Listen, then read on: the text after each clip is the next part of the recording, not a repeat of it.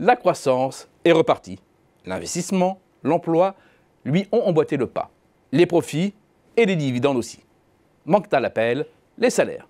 C'est le chaînon manquant de la reprise.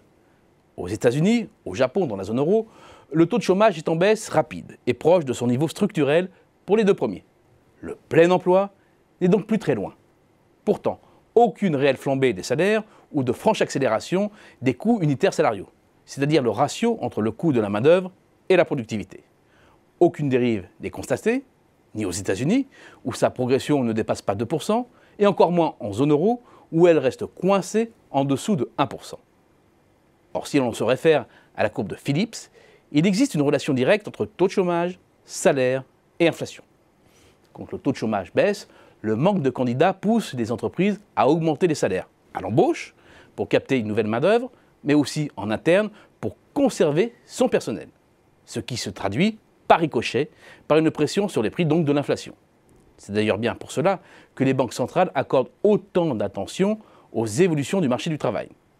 L'ennui, c'est que la courbe de Phillips fonctionne beaucoup moins bien, voire plus du tout.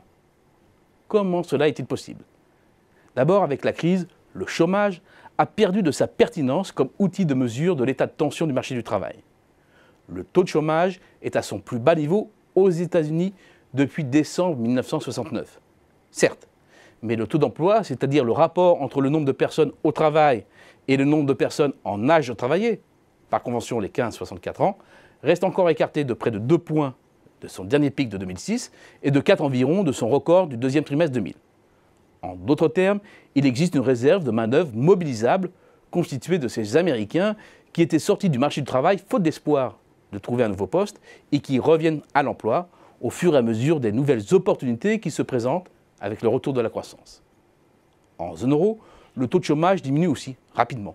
Mais de l'aveu même de la BCE, il faudrait prendre une définition élargie, en intégrant les personnes proches du marché du travail.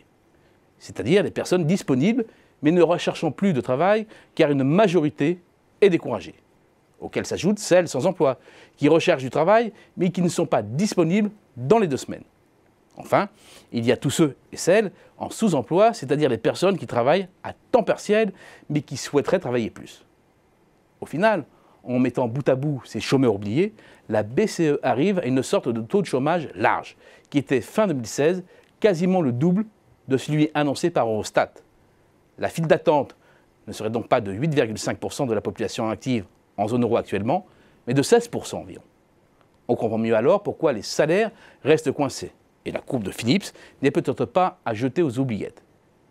Si l'outil pour mesurer les tensions sur le marché du travail donne une information biaisée de son état de surchauffe, d'autres éléments d'explication sont à rechercher dans la formation même des salaires. Premier élément, l'effet de Noria. Conséquence de nombreux départs à la retraite, de nombreux salariés âgés sont remplacés par des plus jeunes dont les salaires sont plus faibles. C'est manifeste en France, comme dans les autres pays. Les salaires sont une fonction de l'âge.